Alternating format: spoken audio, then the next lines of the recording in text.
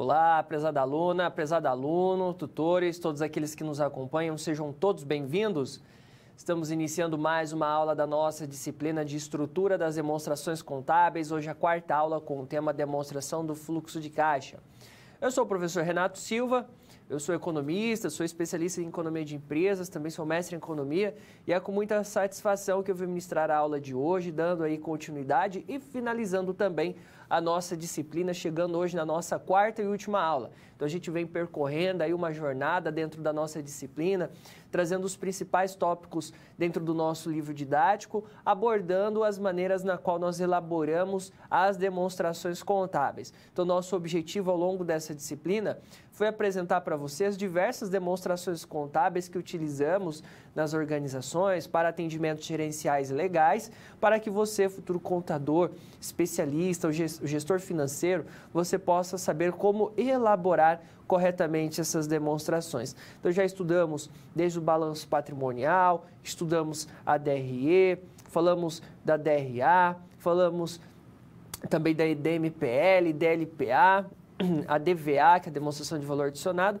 e assim hoje a gente finaliza trabalhando uma outra demonstração, que é a demonstração de fluxo de caixa, e por fim também vamos falar das notas explicativas que também são obrigatórias nas apresentações dos relatórios, nas demonstrações contábeis. Então hoje nós fechamos o nosso conteúdo, lembrando que a aula de hoje você encontra lá na nossa unidade 4 do nosso livro didático. Nós seguimos o nosso livro e hoje a gente finaliza o nosso livro com este conteúdo. Espero que você esteja gostando do nosso conteúdo, das nossas aulas. É importante, além da aula, obviamente, você fazer a leitura do livro, das web aulas, para que você possa absorver aí o máximo possível desse nosso conteúdo. Vamos contextualizar aí o que a gente vai estudar hoje? Vamos estudar os conceitos e as particularidades. Então, vamos falar da DFC, demonstração de fluxo de caixa, que possui, além de suas características, obrigatoriedades, vantagens e desvantagens de uso, tá? Então, a gente vai estudar os conceitos introdutórios e conceituais dessa DFC, bem como toda a classificação, nomenclaturas, terminologias utilizadas para a confecção e realização da DFC, né? Por que eu preciso estudar a DFC? Porque ela faz parte do conjunto completo das demonstrações apresentadas pelo CPC 26. E assim como todos os relatórios contábeis, temos princípios, regras, conceitos estruturais para a elaboração dela, tá? Após o entendimento da DFC, veremos os métodos de elaboração da demonstração, que conforme o CPC 26, existem de duas maneiras. Então a gente vai descobrir que para elaborar a DFC, eu tenho um método direto ou método indireto. Depois, o que nós vamos estudar? Vamos estudar um complemento, tá? Um complemento das demonstrações, também de caráter obrigatório, que são as notas explicativas que fazem parte do conjunto de demonstrações a serem apresentados. Então, nessa aula, a gente também vai estudar as notas explicativas, que também fazem parte das obrigações das demonstrações, que precisam ser complementadas com essas notas explicativas, tá? Então, ao longo da aula, nós vamos falar sobre a demonstração de fluxo de caixa e, posteriormente, também a gente vai entender o que são as notas explicativas, logo que todas as empresas precisam apresentar as notas explicativas. E aí nós fechamos esse conjunto, esse instrumental de demonstrações contábeis que são utilizados no dia a dia das empresas e que é obrigação dos contadores elaborar para as suas empresas, que eles atendem conforme a obrigatoriedade, né, que cada empresa tem de apresentação dessas demonstrações, seja para o governo ou seja para os seus usuários.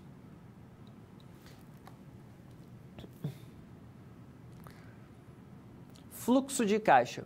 Muito bem, a partir de agora, meu objetivo é falar com você sobre esse termo chamado fluxo de caixa. É muito comum empresários, empreendedores, falar do termo fluxo de caixa, que é uma ferramenta muito importante. A partir de agora, eu vou trazer para você a conceituação geral desse termo, dessa palavra, e o entendimento do que é o fluxo de caixa, que muitas vezes é confundido. Mas o fluxo de caixa ele é uma ferramenta gerencial básica. Por que uma ferramenta gerencial básica? Porque é por meio dele que a gente consegue, de fato, entender como que ocorre as entradas e saídas de recursos da organização. Uma empresa que não tem fluxo de caixa, que não elabora o seu fluxo de caixa, é uma empresa que fica, então, ali dentro do seu departamento financeiro, das suas finanças, completamente perdida. A empresa, o empresário, o gestor, ele fica completamente perdido, que ele não consegue compreender como que ocorre ali a fluidez dos seus recursos, de entradas e saídas. Então, o fluxo de caixa é uma ferramenta mínima, básica, que toda e qualquer empresa, independente do seu porte, ela precisa ter. A partir de agora, eu vou te apresentar o que é o fluxo de caixa. Bom, o fluxo de caixa, ele facilita muito a gestão de uma empresa no sentido de saber exatamente qual o valor a pagar com as obrigações assumidas e quais os valores a receber e qual será o saldo disponível naquele momento. A gente tem um retrato de um determinado período de exatamente que a empresa está pagando ou ela tem a pagar para um período projetado e o quanto ela está recebendo dos seus clientes e o quanto ela tem a receber no período projetado, no período futuro, né? Então, é um relatório gerencial que informa toda a movimentação, entradas e saídas. Então, ele segue o regime de caixa, né? O fluxo de caixa segue o regime de caixa, na qual nós vamos compreender toda a movimentação de dinheiro da organização. Para que a gente tenha um fluxo de caixa dentro da organização, é necessário que as informações elas sejam o quê? Levantadas. E como que essas informações elas são levantadas? Por meio de alguns componentes importantes que toda empresa precisa ter: contas a pagar, contas a receber, conciliação bancária e registro de caixa. A partir do momento que eu tenho esses 4 elementos na minha organização, eu consigo construir meu fluxo de caixa. O que são as contas a pagar? São constituídas por diversos tipos de gastos aqui de uma empresa que sejam utilizados para a manutenção das atividades, como a compra de mercadorias ou matéria-prima, máquinas, salários de funcionários, impostos, aluguéis, empréstimos, são contas a pagar e eu preciso de uma pessoa, um departamento que cuida disso para mim. Grandes empresas têm departamentos de contas a pagar. Contas a receber, que engloba os valores que uma determinada empresa tem a receber de seus clientes, né? Então, ela vende bens e serviços e ela pode oferecer prazo aos seus clientes, não é verdade? Ou seja, ela não recebe 100% à vista. Então, quando uma empresa parcela, seja no boleto, por exemplo, ela tem que receber esse valor posteriormente. E as contas a receber, ela também precisam ser monitoradas para saber de fato aquilo que está sendo pago, que tem a pagar. Então, eu preciso que a empresa tenha ali um departamento, uma pessoa que gerencie isso. E a conciliação bancária, que é a ação de confronto entre saldos, entradas e saídas de uma conta no banco, com a movimentação esperada da receita e despesa da empresa, né? Ou seja, eu vou comparar, por exemplo, os lançamentos nos extratos bancários com os de controle financeiro de pedido de vendas e de contas a pagar. Então, eu vou na conciliação bancária fazer essa confrontação se está tudo ok. E o registro de caixa é a rotina administrativa financeira, onde você vai registrar o quê? As movimentações de entradas e saídas realizadas, né? Você pode fazer isso por meio do livro caixa, você pode fazer isso por meio de um sistema, né? Ou seja, vai registrando a movimentação diária. E aí, com esses 4 elementos, aí nós temos a formação do quê? Do fluxo de caixa. E qual a finalidade do fluxo de caixa? Por que ele é importante, né? Para visualizar um planejamento financeiro de médio prazo, porque a gente pode projetar as entradas e saídas e assim a gente consegue ter uma visualização de possíveis entradas e saídas. Antecipar a previsão das entradas e saídas de caixa, principalmente quando a gente projeta um fluxo de caixa, a gente consegue saber o quanto de contas a pagar que nós temos, quanto de contas a receber que nós temos, e aí eu consigo visualizar, né, ter uma previsão se eu tenho mais contas a pagar ou receber nos próximos 15 dias. Eu consigo ter uma previsão. Verificar se a empresa terá folga ou aperto de caixa, essa é uma das finalidades. Quando eu tenho muitas contas a pagar, muitas saídas do que entradas, então eu tenho um aperto de caixa. Verificar se o negócio terá recursos suficientes em um determinado período, ou seja, capital de giro. Então, é por meio do controle do fluxo de caixa que eu consigo visualizar se em determinado período as minhas saídas estão maiores que as entradas. Isso vai me levar a um aperto de caixa que vai comprometer o meu capital de giro e pode ser que eu tenha que recorrer a empréstimos. Então, o fluxo de caixa ele me mostra que talvez eu estou tendo mais saídas ou, ao contrário, que eu estou tendo mais receita, mais entradas de recursos.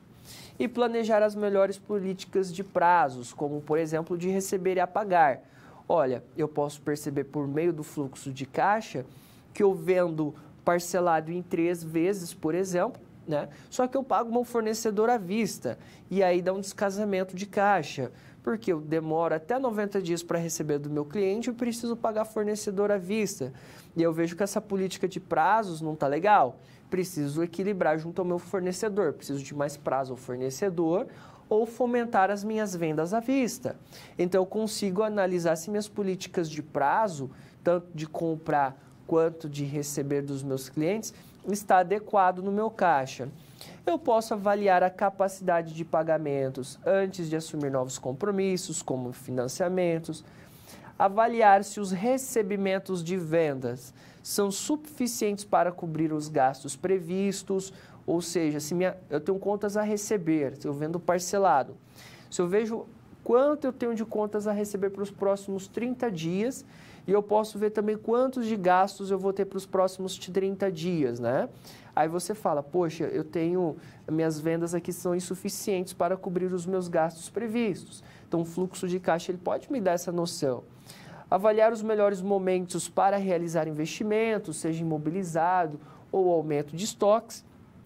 E avaliar os melhores momentos para realizar promoções de vendas, principalmente para fomentar vendas à vista, para entrar mais dinheiro no meu caixa. Entendido essas finalidades, a gente pode saber quais são os tipos de fluxo de caixa ou seus métodos de elaboração. Na aula de hoje, nós vamos focar nesses dois tipos, tá? Então, eu posso elaborar o fluxo de caixa dessas maneiras, mas o foco da nossa aula serão os 2 primeiros, tá? Que é o fluxo de caixa direto, que ele registra pagamentos e recebimentos em caixa em seus valores brutos provenientes das atividades operacionais da empresa, das atividades de investimento e de financiamento. A gente tem um fluxo de caixa indireto, que consiste na demonstração dos recursos obtidos nas atividades operacionais seguindo critérios fiscais. E aí, para elaborar o fluxo de caixa indireto, nós utilizamos informações da DRE e do balanço patrimonial. Então, a gente utiliza o balanço e a DRE para elaborar o fluxo de caixa indireto. Mas nós podemos elaborar o fluxo de caixa projetado, quando eu vou pegar minhas contas a pagar e a receber, e eu projeto, eu lanço ali no sistema, eu vejo quanto de contas a pagar, de quanto contas a receber eu tenho projetado para os próximos dias. Fluxo de caixa descontado, aqui a gente utiliza esse fluxo de caixa na análise de investimentos, não entra no nosso caso, não é uma demonstração contábil aqui, não entra na DFC, onde eu vou avaliar o valor de uma empresa ou de um projeto de investimento, pegando um fluxo de caixa projetado e trazendo a valor presente. E fluxo de caixa livre, que é o saldo de caixa que está livre no negócio, né? Depois de realizar todos os pagamentos obrigatórios para o funcionamento da empresa, também utilizado em análise de investimentos. Mas o nosso foco é o fluxo de caixa direto e indireto, porque a DFC, demonstração de fluxo de caixa, que é uma demonstração contábil, usa esses 2 métodos aqui, o direto ou o indireto, e são esses 2 métodos que a gente vai focar ao longo da nossa aula.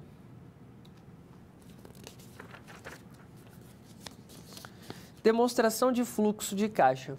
Meu objetivo a partir de agora é apresentar para você a demonstração de fluxo de caixa, que é uma demonstração contábil muito utilizada pelas organizações e também obrigatória para algumas empresas também. Lembrando que o demonstrativo de fluxo de caixa é a única demonstração que leva em consideração o regime de caixa, que é formulada a partir do regime de caixa. Todas as outras demonstrações que já estudamos, elas consideram regime de competência. Regime de competência.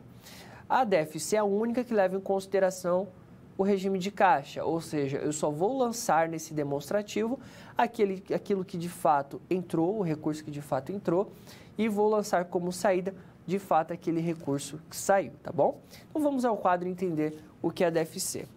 A demonstração dos fluxos de caixa, quando usada em conjunto com as demais demonstrações contábeis, proporciona informações que habilitam os usuários a avaliar as mudanças nos ativos líquidos de uma entidade em sua estrutura financeira, inclusive a sua liquidez e solvência. O que são ativos líquidos? São o caixa disponível ou qualquer item tangível ou intangível que possa ser convertido rápido e facilmente em caixa, né? Normalmente aí dentro de 20 dias, sem perder muito o seu valor, né?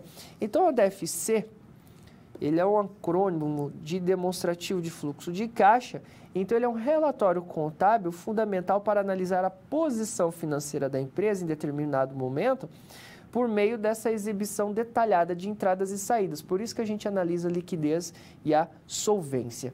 E o CPC3, ele trata da demonstração do fluxo de caixa.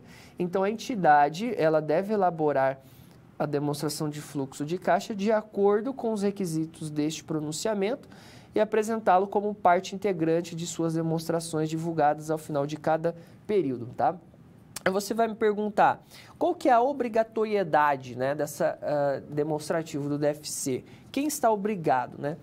De acordo com a Lei número 11.638 de 2007, ele determinou que a sociedade de capital aberto ou com patrimônio líquido superior a 2 milhões são obrigadas a elaborar, né? Além disso, pequenas e médias empresas também são, conforme as normas brasileiras de contabilidade. Então, a grande maioria das empresas apresentam a demonstração de fluxo de caixa.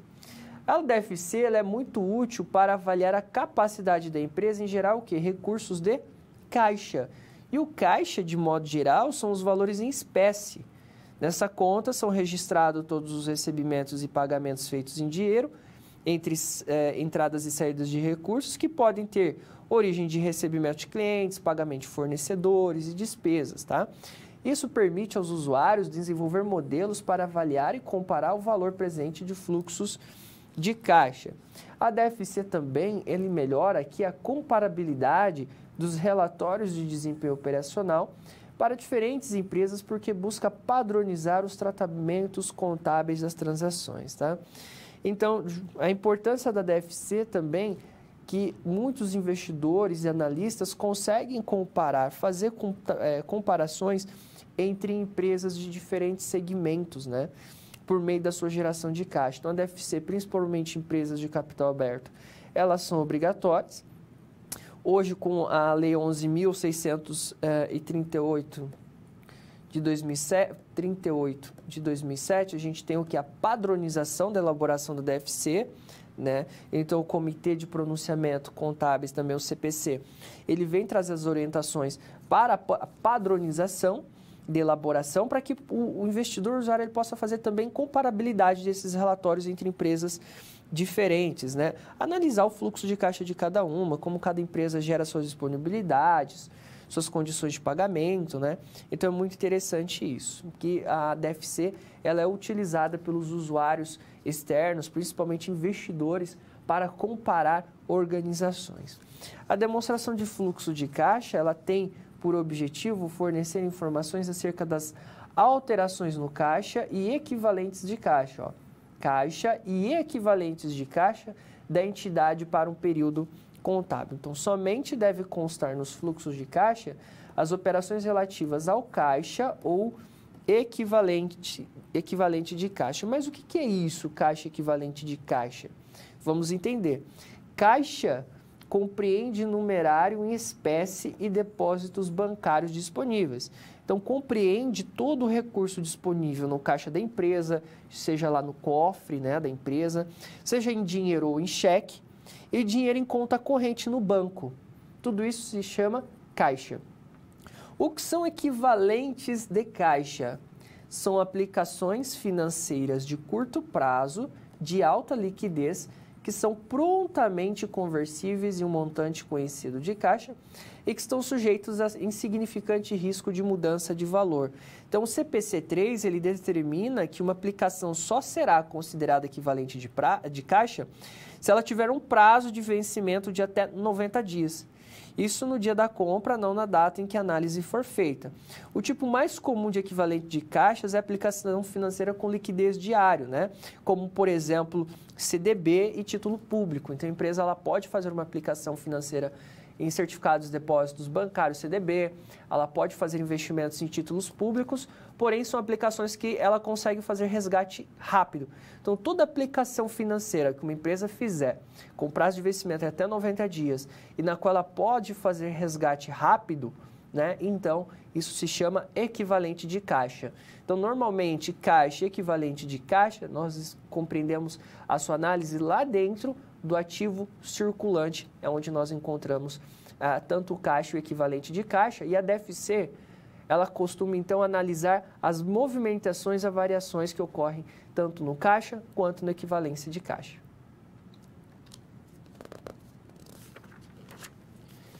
Atividades do fluxo de caixa.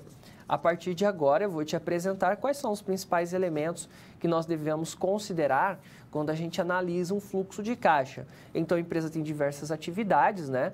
E dentro dessas atividades que a empresa realiza, o fluxo de caixa ele vai estar inerente e vai ser realizado. Então, nós vamos entender quais são essas atividades e como que elas impactam o fluxo de caixa da organização. Bom, a demonstração de fluxo de caixa, nós sabemos que ela tem como objetivo apresentar toda a movimentação do caixa, ou seja, de entradas e saídas de recursos, né? E apresenta informações sobre 3 principais grupos ou também principais atividades, a gente pode chamar de atividades. Que são as atividades do grupo operacional, de investimento e de financiamento. Esse de financiamento também pode ser falado como financeiro, tá? Vamos entender um pouco mais sobre isso. Aqui nós temos um exemplo de uma DFC. Essa DFC aqui ela é elaborada segundo o método direto. Já nós vamos estudar mais sobre isso. Isso aqui é uma DFC pelo método direto. Nós lançamos informações sobre as 3 atividades da empresa: operacional, de investimento e financeiro, também chamado de financiamento, tá? São sinônimos. O que eu lanço no fluxo de caixa operacional aqui? O resultado, a receita de vendas e outros recebimentos que a empresa possa ter. Então, que a empresa tem de registro de vendas e de recebimentos, que de fato entram no caixa, a gente lança aqui. Depois, impostos sobre venda, fornecedores, prolabores, salários, encargos, água, luz, telefone, despesa de marketing, comissão sobre vendas. São saídas da operacionalidade da empresa. Por isso que é fluxo de caixa operacional. São despesas, custos que eu tenho da minha operação. Então, eu subtraio. Por isso que é um fluxo de caixa operacional. Mas eu só vou subtrair quando de fato tiver o quê? Saída desse recurso. Eu tenho um fluxo de caixa aqui de investimento. Eu falei do operacional e eu tenho de investimento. Onde quando eu compro uma máquina, eu tenho uma saída de recursos, valor negativo, porque eu estou comprando. E quando eu vendo uma máquina, ou vendo um equipamento, um imobilizado, é um valor positivo porque eu tenho uma entrada de recursos. Se eu vendi, alguém comprou, alguém me pagou, não é verdade? Então, vendi, entrou recurso no meu caixa. E eu tenho o fluxo de caixa aqui financeiro, onde quando eu pego empréstimos bancários junto a bancos, é dinheiro que entra no meu caixa, isso afeta positivamente o meu fluxo de caixa. Rendimentos de aplicações financeiras é positivo, se eu recebo juros, é dinheiro no meu caixa. Mas se eu pago juros, despesas financeiras, é saída de dinheiro, então eu lanço negativo. Então, o fluxo líquido de caixa vai ser fluxo de caixa operacional, fluxo de caixa investimento, mais fluxo de caixa financeiro, é o fluxo líquido de caixa que eu tenho, que é o somatório dessas 3 atividades. Aí eu tenho um saldo inicial de caixa, por exemplo, eu estou elaborando aqui para o mês de fevereiro. Então, eu pego do 1º de fevereiro a 28 de fevereiro. Então, no dia 1º, eu tenho um saldo inicial que eu vou somar com o fluxo líquido de caixa que eu tenho aqui no dia 28 de fevereiro, tá? Aí eu vou chegar no saldo final de caixa, que é o saldo inicial que eu tinha no dia 1º, com o fluxo líquido que eu vou ter lá no dia 28. Aí eu vou subtrair o saldo mínimo, que eu devo ter ali dentro das minhas contas para movimentação, para giro, ou eu vou ter um saldo excedente positivo, ou eu vou ter um saldo negativo que eu vou ter que buscar financiamento. Aqui é um modelo simples de DFC pelo método direto. Isso é um método direto. O método indireto é diferente, tá? O método indireto é diferente, mas depois a gente vai estudar sobre isso.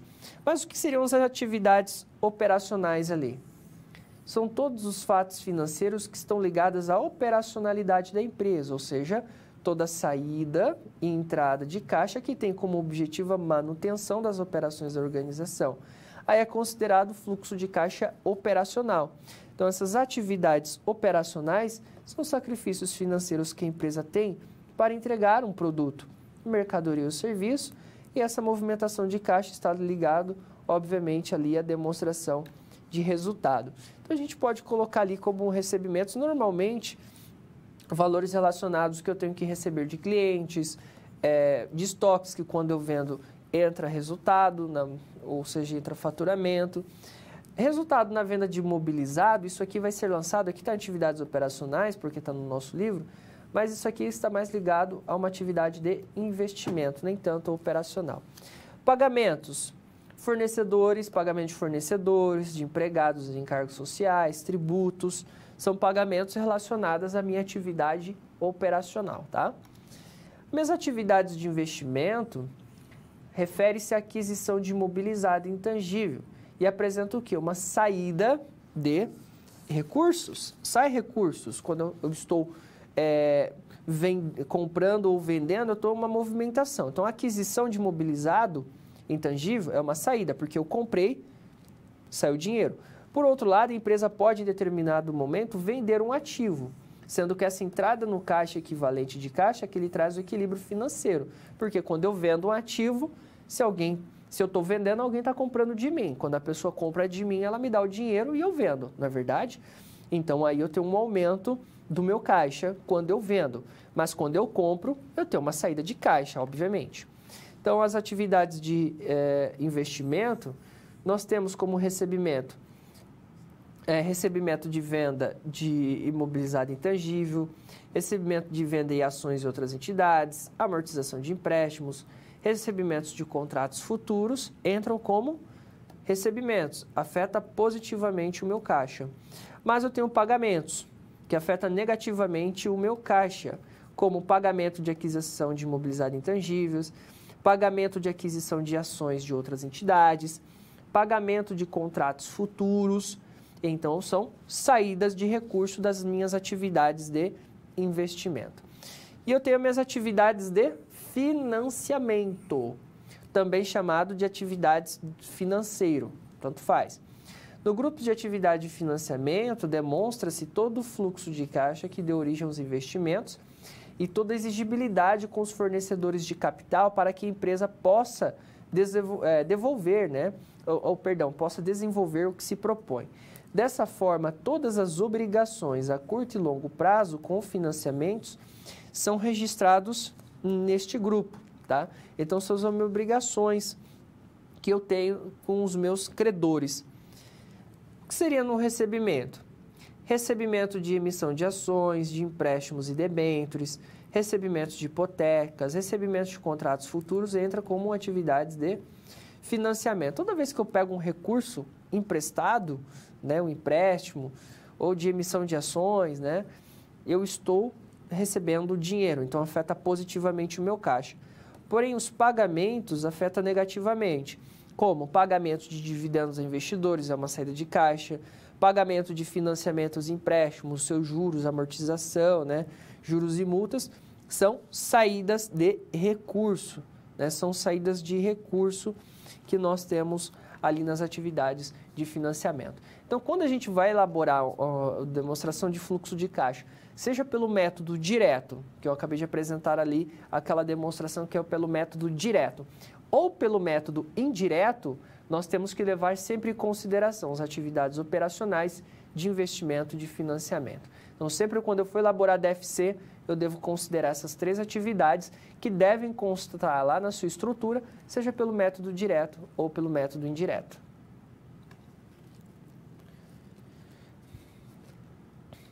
DFC, método indireto. Meu objetivo a partir de agora é apresentar para você a elaboração da demonstração de fluxo de caixa pelo método indireto. direto. Então, a partir de agora, eu te apresento como que nós elaboramos essa DFC pelo método indireto, que para elaborar essa DFC, a gente precisa considerar o balanço e a DRE. Então, a gente utiliza o balanço patrimonial e a DRE para elaborar a DFC pelo método indireto. Então, a partir de agora, eu vou te apresentar no quadro. Para que a gente elabore a DFC pelo método indireto, a gente precisa de informações ali do balanço. Para elaborar o método indireto da DFC, nós trabalhamos com a variação das contas do balanço, tanto do ativo quanto do passivo. Então, para elaborar essa DFC, eu preciso de informações do balanço para 2 anos, de X1 e X2 aqui, por exemplo.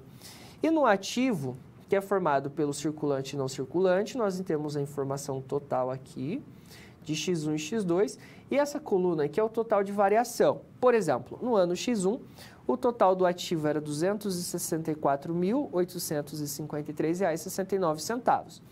Em X2, o total foi de R$ 439.300, ou seja, X1 para X2 aumentou o total do ativo em R$ 174.446,31. Essa é a variação. Nós precisamos fazer isso para todas as contas. Então, olha só, em caixas, dinheiro em caixa, de 150 subiu para 150.400.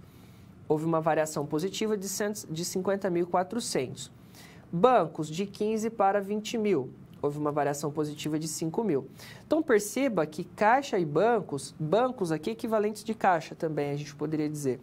Houve um aumento de 55.400. Então, a DFC vai buscar entender o que fez com que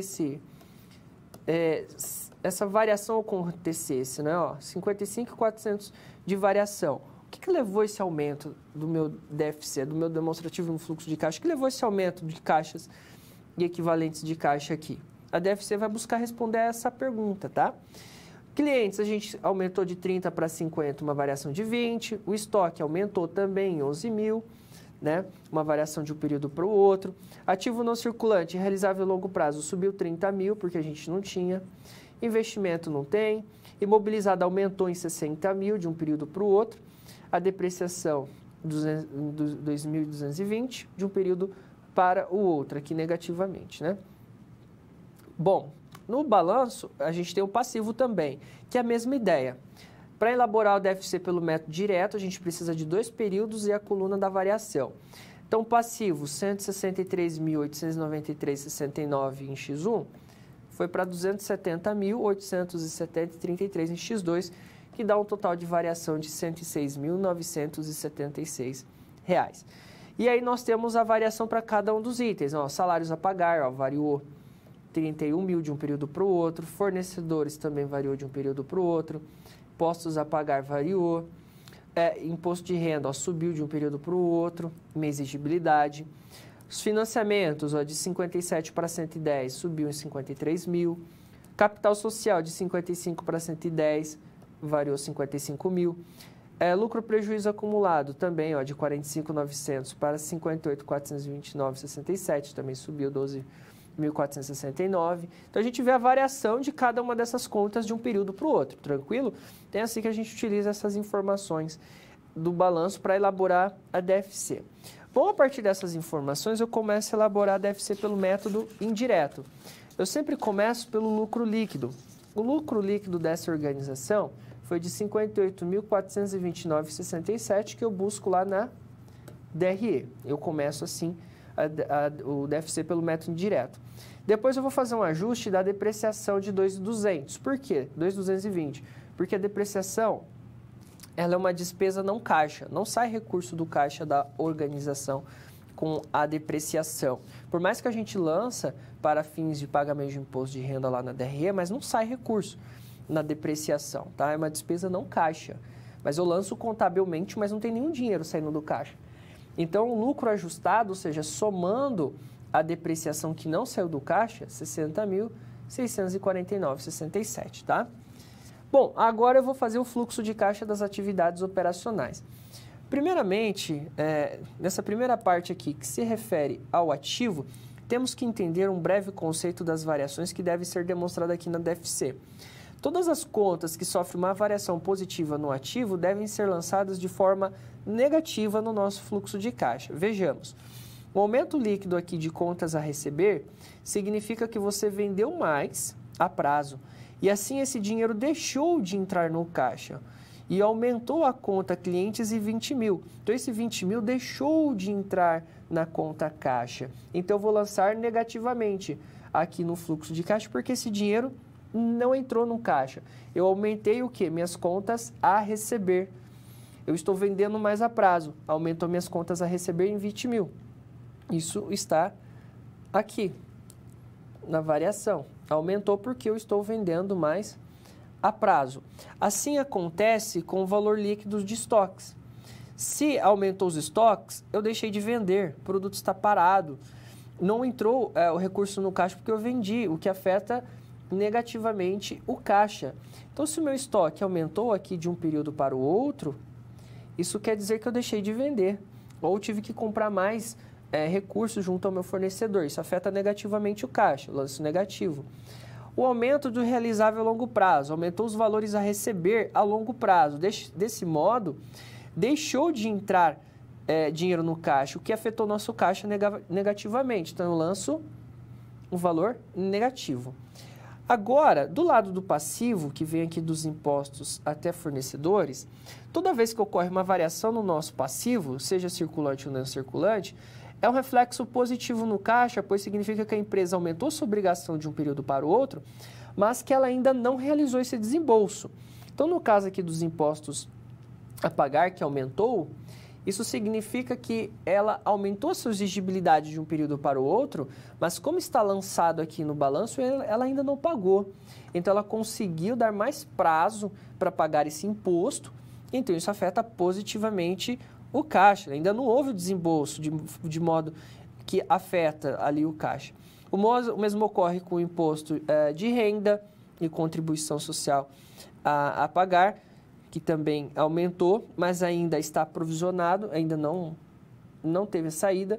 Isso acontece com o pagamento de salários, não teve a saída de caixa, e assim como o aumento líquido com fornecedores, que aumentou as obrigações com fornecedores em 12.967, de um período para o outro, né? A empresa está comprando mais a prazo junto ao fornecedor, por isso que aumentou, mas ainda não saiu esse recurso do caixa. Então, afetou positivamente o nosso caixa.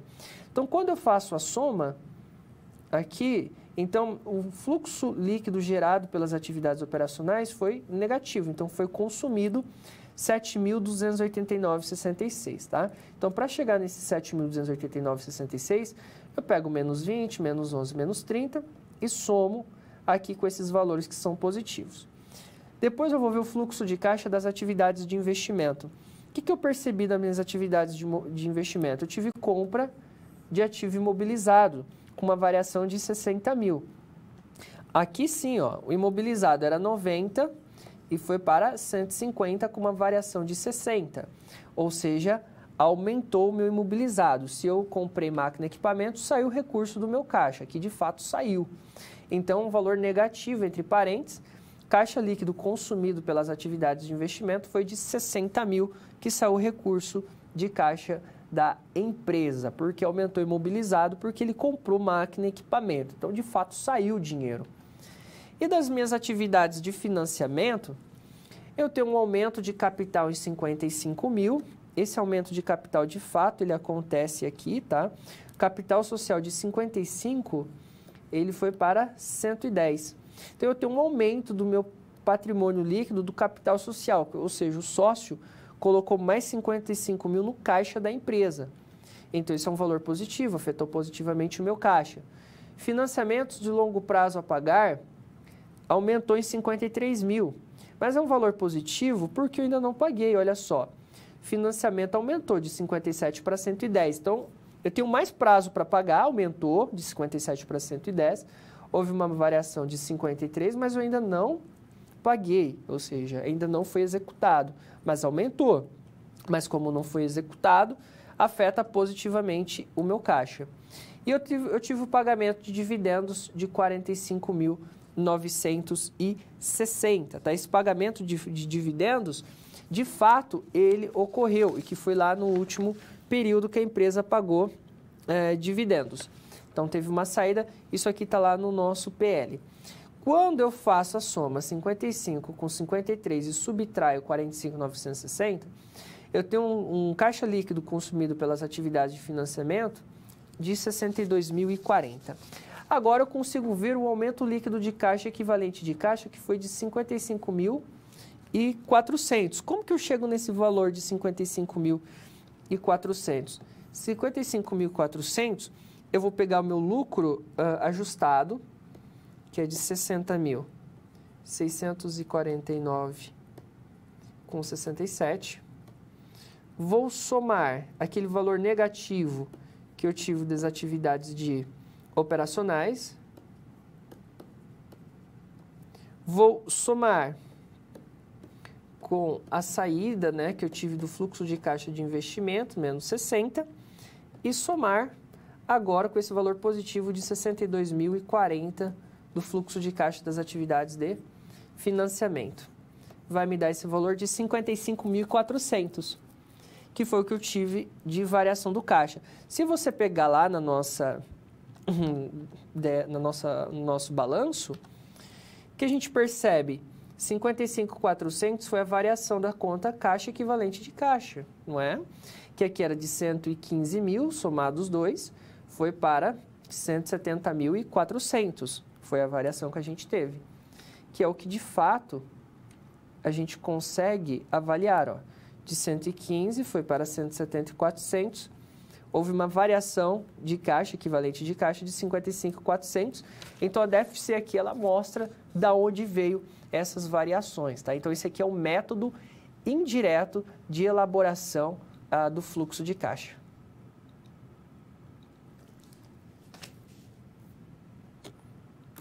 Dúvidas?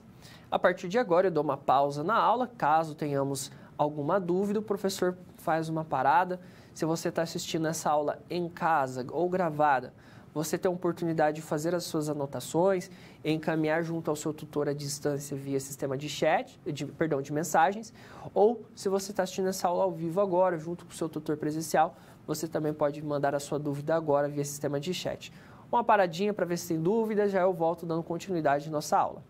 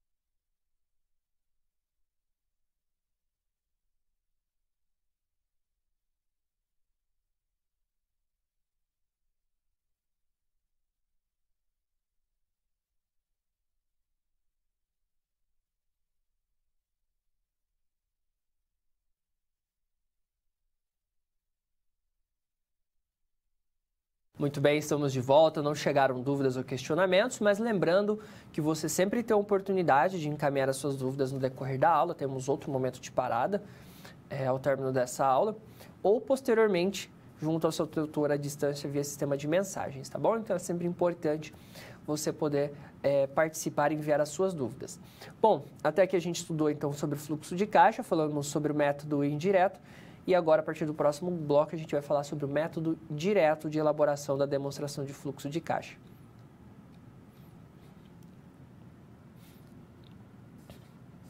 método direto de elaboração da demonstração do fluxo de caixa. Já conhecemos pelo método indireto.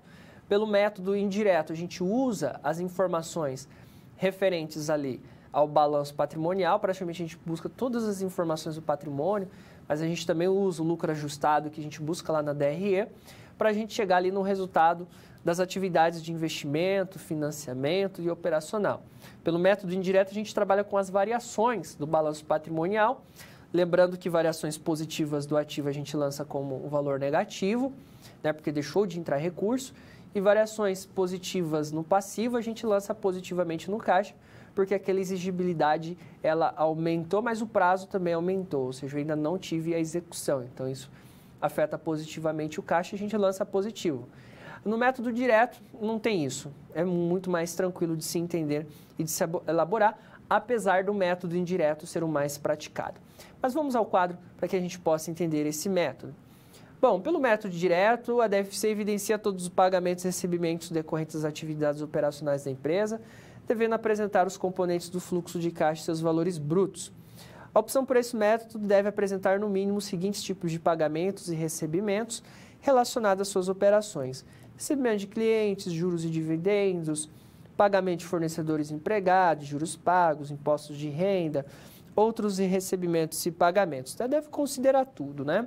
Eu vou trazer um exemplo para você agora, que está lá no nosso livro didático, na página 134, mas que também é um exemplo ilustrativo que o CPC3 nos traz, tá? Então, esse aqui é um fluxo de caixa pelo método direto, onde eu vou lançar diretamente o meu fluxo de atividades, todas as entradas e saídas, tá? Então, por exemplo, eu tenho lá recebimentos de clientes de 30.150, pagamentos a fornecedores e empregados de 27.600, tá? Então, aqui entre parênteses, porque é uma saída, tá? Então, qual é o caixa gerado pelas operações aqui? 2.550. Vou lançar negativamente juros pagos, 270, imposto de renda contribuição social, 800, negativo, e imposto de renda na fonte sobre dividendos recebidos, 100, saído, também é saída. Então, poderia ser outros, tá? Aqui são alguns exemplos, né? A gente poderia lançar outras saídas operacionais, não tem problema. Então, o caixa líquido gerado pelas atividades operacionais foi de 1.380, né? Que é 2.550, a gente vai subtraindo aqui e tal, até chegar em 1.380. É um fluxo de caixa líquido gerado. Ele é gerado porque foi um resultado positivo. Se fosse um valor negativo, era um fluxo líquido consumido. Quando é positivo, gerado. Quando é negativo, ele é consumido. Só muda a nomenclatura aqui. Bom, o fluxo de caixa das atividades de investimento. Então, a empresa ela teve uma aquisição da controlada X, líquido no caixa obtido na aquisição. E aí, então, a gente teve uma saída de 550. Compra de ativo imobilizado. Comprou, saiu também uma aquisição, saiu dinheiro, saiu 350.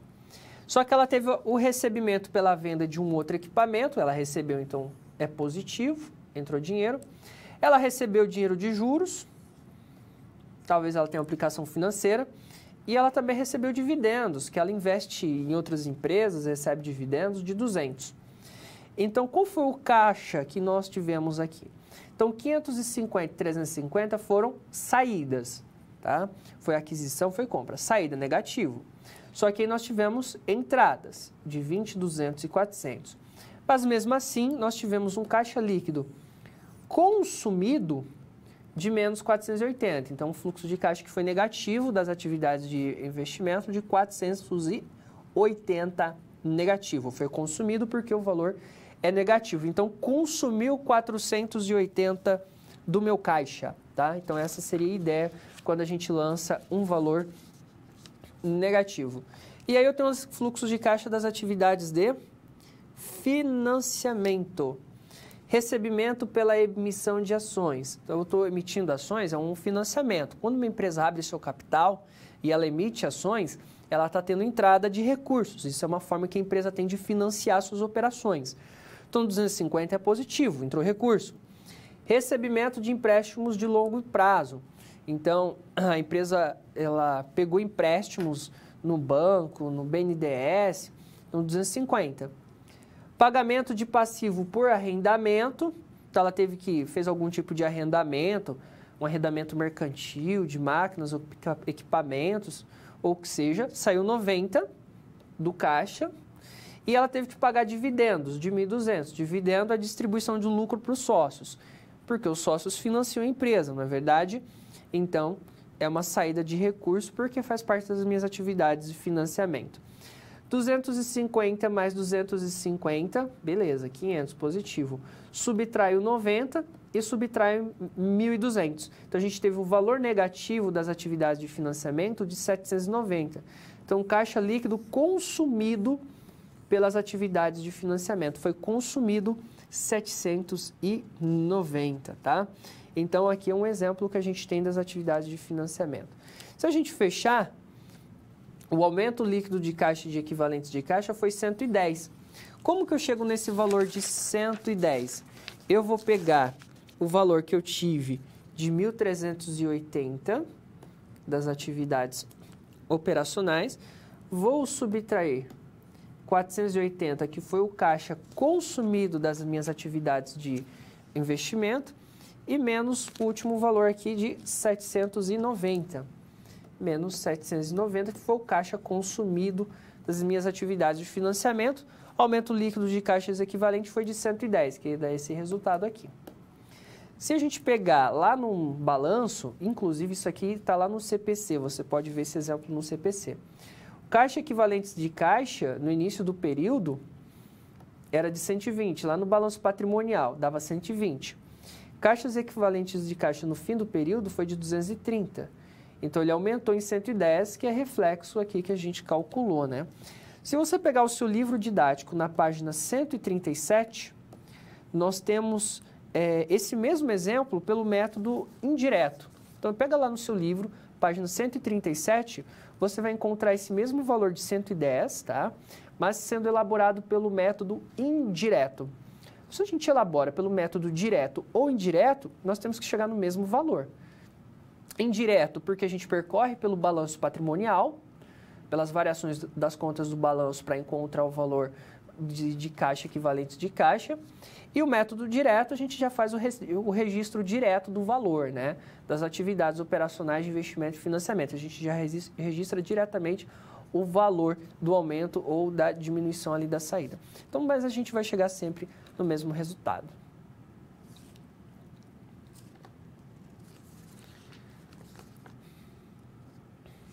Notas explicativas.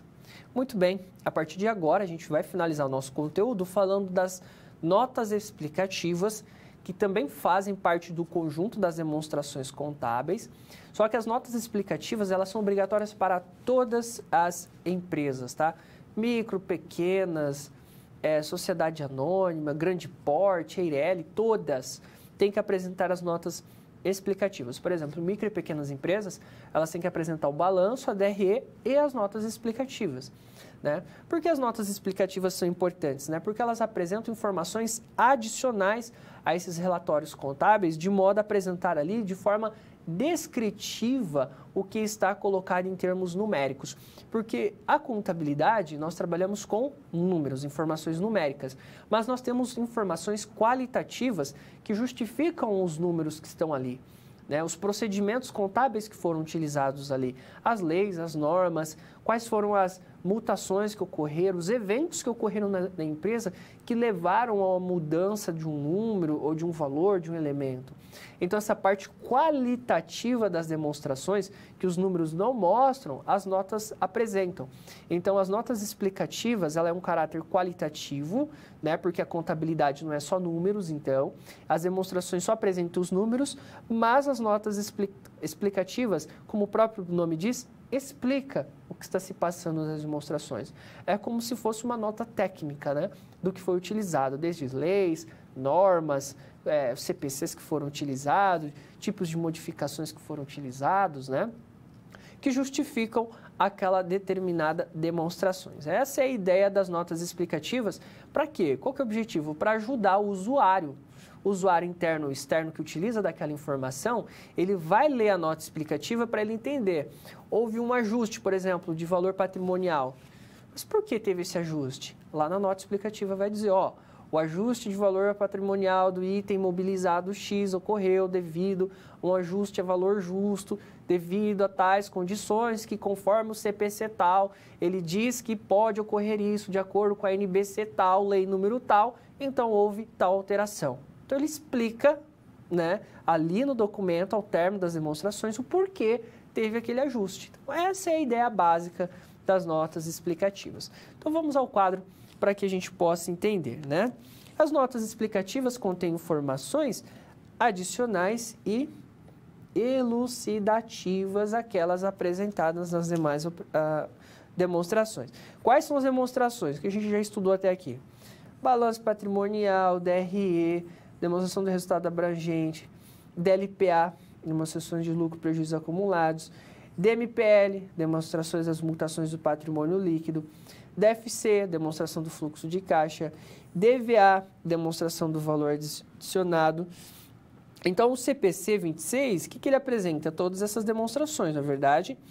Porém, as notas explicativas são partes integrantes, então, dessas demonstrações. E também encontramos no CPC 26, lá na seção 8, falando ali das principais características que devem ser apresentadas nas notas explicativas. Então, de modo geral, essas notas explicativas são complementos às demonstrações que têm como objetivo apresentar informações que não são possíveis de serem apresentadas nas demonstrações, né?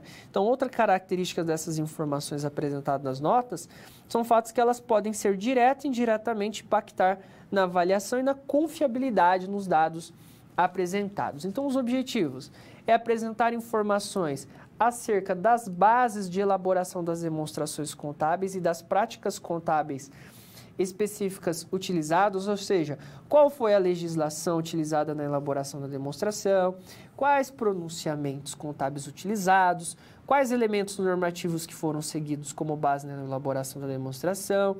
Então, em sua estrutura, as notas explicativas devem apresentar informações utilizadas para a elaboração das demonstrações, políticas, critérios contábeis, né?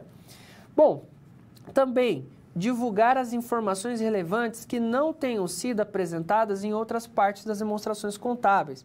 Aqui podemos citar, por exemplo, a forma de mensuração do estoque, né? Considerando o CPC 16, que trata da mensuração de estoque, existem duas maneiras da gente avaliar o estoque, seja pelo valor de custo ou pelo valor realizável líquido.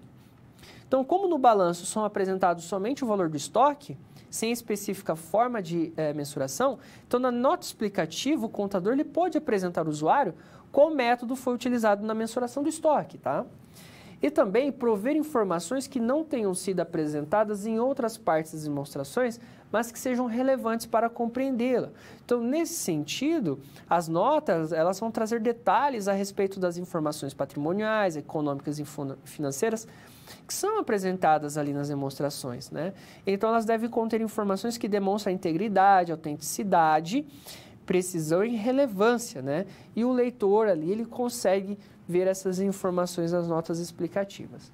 As notas explicativas, que proporcionam informações acerca da base para a elaboração das demonstrações contábeis e as políticas contábeis específicas, podem ser apresentadas como seção separada das demonstrações contábeis. Por que separada?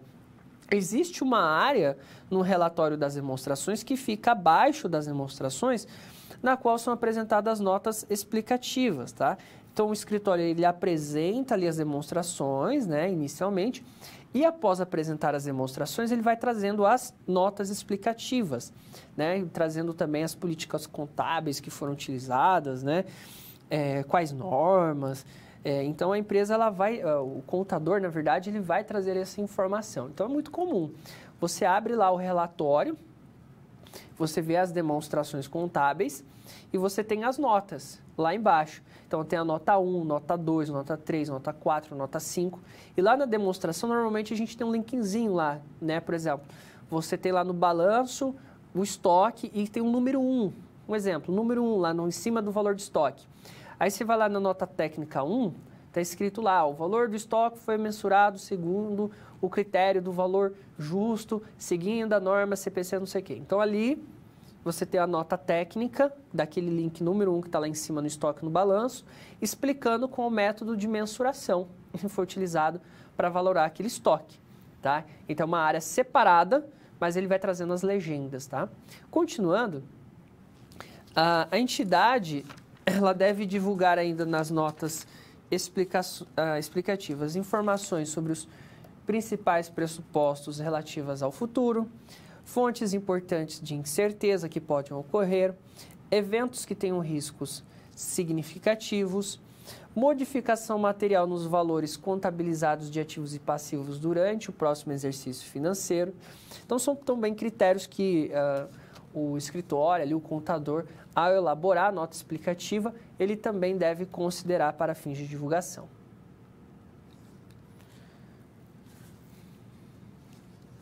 Notas explicativas, regulamentação. Muito bem, a partir de agora eu vou apresentar quais são as principais regulamentações que existem, na verdade, no processo de elaboração aí das notas explicativas. Então, vamos ao quadro para que a gente possa conhecer. A resolução CFC 1185 de 2009, das normas brasileiras de contabilidade, CPC 26, né, que se refere ao CPC 26 R1, o que significa R1? Porque houve uma revisão, já teve uma revisão. Sempre quando você vê CPC 26, por exemplo, R1, R2, uma revisão, duas revisões, o R significa revisão, que trata da apresentação das demonstrações, faz menção à forma de como se fazer a estruturas referidas às notas explicativas. Lá no CPC 26 está na seção 8. As notas explicativas devem ser apresentadas tanto quanto seja praticável de forma sistemática, ou seja, elas devem ser divulgadas juntamente com as demonstrações pelas empresas de capital aberto e aquelas que são obrigadas, tá? E assim elas devem apresentar sistematicamente, ou seja, é obrigatório que esteja junto com as demonstrações, não é algo aleatório. Deve constar a nota explicativa para os usuários. E o Conselho Regional e Federal de Contabilidade, ele tem fiscalizado os profissionais e orientado ali a confecção dessas notas explicativas para os principalmente por meio ali do CPC 26. Na determinação de forma sistemática, a entidade ela deve considerar os efeitos sobre a compreensibilidade e comparabilidade das demonstrações contábeis, ou seja, são duas características qualitativas aqui de melhorias e as notas explicativas devem oferecer, né, elas fornecem ao usuário essa possibilidade. Cada item das demonstrações contábeis devem ter referência cruzada com as respectivas informações apresentadas nas notas explicativas. O que é referência cruzada? É quando eu tenho vínculos com uma parte do mesmo documento, né? Então, você pode usar uma referência cruzada para criar um vínculo, né? Então, aquele exemplo na qual eu tenho lá um balanço, uma DRE, e eu tenho os seus elementos, as suas estruturas, e eu tenho os números, né? Tenho o número 1 ali em cima do estoque, eu tenho o número 2 ali no patrimônio líquido, eu tenho o número 3 ali em cima de uma despesa que está na DRE, eu tenho o número 4, né? Um indicadorzinho, um númerozinho lá em cima, né, ali no cabeçalho, em cima daquela informação. Né? Então, por exemplo, se eu estou com um documento online, um PDF, se eu clico naquele número, ele vai me levar para aquele valor correspondente lá na nota explicativa, né? Então, um hiperlink, né? Ou um link cruzado. Então, eu deixo a informação lá no balanço, né? E eu deixo a respectiva nota, pode ser um número, uma letra, né? E quando eu clico nela, ela me remete lá embaixo na nota explicativa me explicando o que significa aquele número. Então, aquele número está dizendo ao usuário, olha, tem uma informação qualitativa referente a esse elemento aqui. Então, referente ao estoque, clica lá no ícone, no item, né, no número A, B, 2, 3 da nota, leva lá embaixo e vai explicar. Teve um ajuste de valor patrimonial lá no patrimônio líquido, vai deixar uma referenciazinha lá, número 8, por exemplo. Você clica no 8, vai para a nota explicativa 8, dizendo, olha, a gente teve um ajuste de avaliação patrimonial do item terreno, que teve uma valoração a valor justo, seguindo as normas tais, os critérios tais, e assim a gente teve tal ajuste de valor. Então, são hiperlinks, né? é legal para que o usuário ele possa navegar ali no documento, principalmente se for um documento online. Continuando, a gente também tem que trazer a ordenação ou agrupamentos sistemáticos das nossas informações. Então, assim, dar destaque para as áreas de atividades que a entidade considera mais relevantes para a compreensão do seu desempenho financeiro e da posição financeira, como agrupar informações sobre determinadas atividades operacionais. Então, é muito comum para empresas de capital aberto que apresentam mais de uma empresa em seu comando, como, por exemplo, uma holding. Ela vai dar ênfase nas notas para aquelas atividades operacionais que melhor explicam o seu resultado, né? Agrupar informações sobre contas mensuradas de forma semelhante, como os ativos mensurados ao valor justo. Então, aqui para o usuário, para que ele possa ter uma visualização melhor das informações, o contador ele poderá agregar as informações e grupos, no qual refere-se determinada informação, como, por exemplo, uma nota explicando todos os ajustes a valores justos de ativos e passivos, né? Um valor justo de um terreno, de uma máquina. Declaração de conformidade com os pronunciamentos técnicos, orientações e interpretações do CPC. Então, sempre no início ali das notas explicativas, o contador ele deve declarar quais as normas, pronunciamentos, legislações utilizados para elaboração, quais as políticas contábeis significativas aplicadas, ou seja, a base de mensuração utilizada na elaboração da demonstração, o grau que a entidade tem aplicado qualquer disposição transitória em qualquer outra norma, quais as políticas utilizadas, e de suporte de itens apresentados nas demonstrações contábeis pela ordem que cada demonstração e cada rúbrica sejam apresentadas, tá? Ou seja, a nota explicativa deve seguir uma ordem conforme a sequência de apresentação das demonstrações para não confundir o usuário, né? Então, deve ter uma ordem lógica de apresentação das notas, seguindo o roteiro de apresentação das demonstrações, né? Também deve apresentar passivos contingentes e compromissos contratuais não reconhecidos e divulgações não financeiras, por exemplo, os objetivos e as políticas de gestão de risco e financeiro da entidade também deve constar.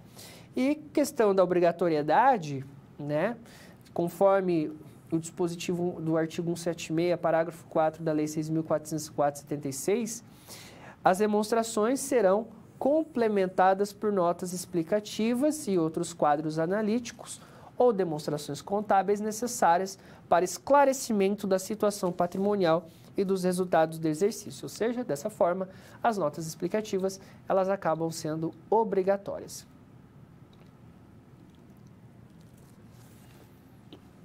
Notas explicativas, exemplo. A partir de agora, eu vou te apresentar alguns exemplos de notas explicativas, que são informações qualitativas que justificam determinadas informações das demonstrações que só apresentam números. E na nota explicativa, a gente tem informação qualitativa justificando uma alteração ou algum evento que ocorreu ali na demonstração. Vamos ver alguns exemplos a partir de agora. Primeiramente, você tem que saber que não há um modelo específico, uma vez que as notas visam complementar as informações contábeis e cada empresa tem sua especificidade. Mas a gente pode trazer alguns exemplos. Por exemplo, uma nota explicativa na qual diz o seguinte: houve mutação no patrimônio líquido da entidade, dado ao fato da saída do sócio tal, né, fulano de tal, a qual recebeu suas cotas de capital conforme valores investidos. Então, você está lá na DMPL, você viu que teve uma baixa do patrimônio líquido, houve uma saída ali de capital social, né? Ou teve algum outro tipo de mutação no PL. Isso aconteceu porque a gente teve uma saída do sócio, a qual ele recebeu suas cotas. Então, você vê essa modificação lá no DMPL, mas não sabe o porquê. Lê a nota e você entende. Ou, um outro exemplo, a escrituração contábil da entidade é realizada pelo princípio da competência. Então, você pode ter uma nota lá na DRE, dizendo que para elaborar aquela DRE, obviamente, você seguiu o quê? O princípio da competência para elaborá-la. Então, você está explicando ao usuário que você seguiu o regime de competência. Um outro exemplo aqui, né, que pode vir de uma nota, vem dizer o seguinte: que em fevereiro de 2000, tal, X1, a companhia adquiriu o controle integral da empresa A, localizada no endereço que atua na prestação de serviço X, tendo em vista a complementação do serviço prestado pela companhia. Os reflexos contábeis dessa aquisição constam devidamente escriturados no ativo da entidade, no balanço patrimonial, bem como nos fluxos de caixa das atividades de investimento. Em X1, a empresa adquirida será totalmente incorporada pela companhia, ou seja, eu estou dizendo ao meu usuário que minha empresa incorporou outra organização e que as informações relacionadas à aquisição está escriturada no ativo da entidade, no balanço e no fluxo de caixa. Estou informando ao meu usuário que houve essa aquisição, que talvez lá no meu balanço, lá no meu fluxo de caixa, né, de investimentos, eu não conseguiria entender, mas por que teve uma saída ali de dinheiro no fluxo de caixa de investimentos, né? Porque eu tive uma alteração aqui no meu patrimônio líquido ou porque eu tive uma mudança ali no meu ativo não circulante. Aí você vai entender, olha, houve uma aquisição. Então, o usuário ele começa a compreender o que está acontecendo ali com as informações relacionadas ao balanço. Um outro exemplo aqui, que é muito comum, né, de uma nota explicativa, um exemplo, a gente tem um ativo, né, da empresa controladora, seu resultado aqui é consolidado para 2 anos, tá? E você vê que no ativo circulante, ó, a gente tem as contas aqui do ativo circulante, cada uma das contas, beleza? Olha só. E a gente tem as notas. Olha só, aqui em caixa e equivalentes de caixa, a gente tem a nota número 5. Então, você como usuário, você observa, olha, tem uma observação aqui na nota 5, referente a caixa e equivalentes de caixa. Então, quando você vai lá nas notas explicativas, vai ter o número 5 explicando algum elemento qualitativo que aconteceu em caixas equivalentes de caixa, que tem esses valores aqui, ó, para 2017 e 2016 para a controladora, e esse valor aqui, ó, consolidado para 2017 e 2016. Se você for lá nos estoques, você tem a nota número 9. Então, você vai lá na nota 9 e vai entender que informação qualitativa eu tenho aqui nos estoques. E aqui no 23, instrumentos financeiros derivativos, tem uma nota 23 explicando isso aqui. Bens destinados à venda e despesa antecipada não tem nota, então não tem nenhuma informação a justificar aqui. Beleza? Não tem problema. Então, aqui, vamos dar ênfase. Caixas e equivalentes de caixa, nota 5. O que a nota 5 fala? Aqui a nota 5 ela vai destrinchar, tá? Então, perceba que a nota 5 ela vai trazer mais informações de caixas e bancos, ou seja, onde que está aplicado esse meu recurso. Então, olha aqui, nota 5, eu tenho um total de 147.883 em 2017 e 201.988 em 2016. Aqui ele justifica esse valor. Como eu chego nesse 147? Como eu chego nesse 291.988? Então, ele vai explicar cada elemento que compõe esses valores e o somatório que chega nesse valor, que lá no balanço apresenta o resultado final. E aqui ele vai destrinchar, vai detalhar como chegou nesse resultado. Assim como o resultado consolidado, que a gente tem aqui 148, né, ó, 821 e 204.755, mesma coisa aqui, ó, ele vai justificar como chegou nesses valores. E, por fim, ele explica ainda cada uma dessas informações. Então, ela fala, ó, a companhia possui valores em caixa, conta corrente aplicações financeiras em CDB, fala qual que é a remuneração em relação ao CDI, qual é o prazo, né, vencimento dessas operações, que são equivalentes de caixa. Aí ele fala das equivalências de caixa, ele fala da exposição da companhia a risco de taxa de juros, né? Aí ele fala que existe uma nota explicativa 23 sobre isso. É um outro exemplo, e essa nota explicativa aqui é uma das mais comuns, né, na qual você vem trazer mais informações detalhadas. Então, são alguns exemplos simples de como nós utilizamos aí as notas explicativas.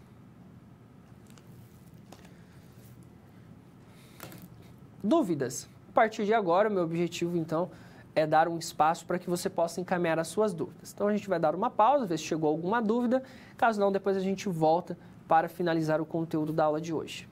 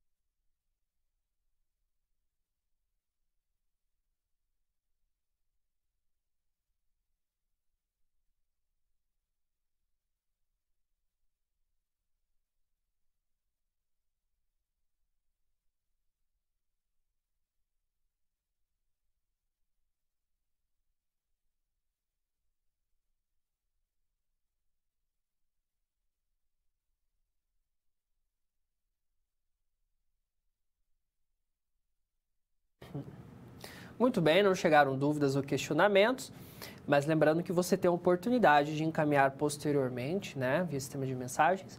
Lembrando que essa é a nossa última aula, por isso é importante você revisar, assistir novamente as aulas, pôr em dia a sua leitura do livro, caso não esteja, tirar as suas dúvidas, mandar junto ao seu tutor à distância para encaminhar ao professor, e assim você consiga assimilar o máximo possível desse conteúdo.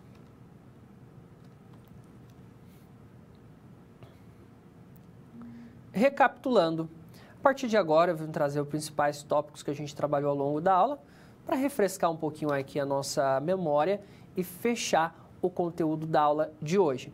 Bom, o que nós falamos hoje? Inicialmente, nós falamos sobre o fluxo de caixa. Falamos da conceituação do fluxo de caixa, que é um instrumento financeiro de controle, né? Que vai lançar ali todas as entradas e saídas de recurso, né? Falamos da composição, porque para que a empresa possa elaborar o fluxo de caixa ou seu demonstrativo, ela precisa ter contas a pagar, receber, fazer conciliação bancária, ter um registro de caixa, seja software ou seja via livro caixa. E lembrando que ela segue o regime de caixa, só lança o que efetivamente entra ou sai. Aí falamos da demonstração de fluxo de caixa, que é uma demonstração obrigatória, que pode ser elaborada pelo método direto ou indireto. Então, nessa demonstração do fluxo de caixa, vimos que são lançadas ali todos os recursos que entram ou saem da organização. E essas atividades de fluxo de caixa para elaborar DFC são relacionadas às atividades operacionais, às atividades de investimento e às atividades de financiamento. Pelo método indireto, nós percebemos que para elaborá-la, nós temos que considerar o quê? O balanço patrimonial. Então, a partir das variações dos elementos ou das contas que compõem o balanço patrimonial, seja do ativo ou passivo, que nós vamos considerar no processo de elaboração do fluxo de caixa pelo método indireto. Consideramos também o lucro líquido ajustado que a gente busca lá da DRE. Pelo método direto, não. Aí a gente lança diretamente o valor da variação, o valor daquele registro de caixa que a empresa teve, né? Então, eu não passo pelo balanço, eu já pego de fato a informação gerada no método direto e faço o lançamento.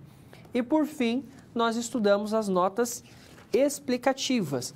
Vimos que as notas explicativas também são parte integrante das demonstrações, que tem como objetivo apresentar informações adicionais aos relatórios, né? É apresentado de forma descritiva para demonstrar ou explicar um fato específico, né?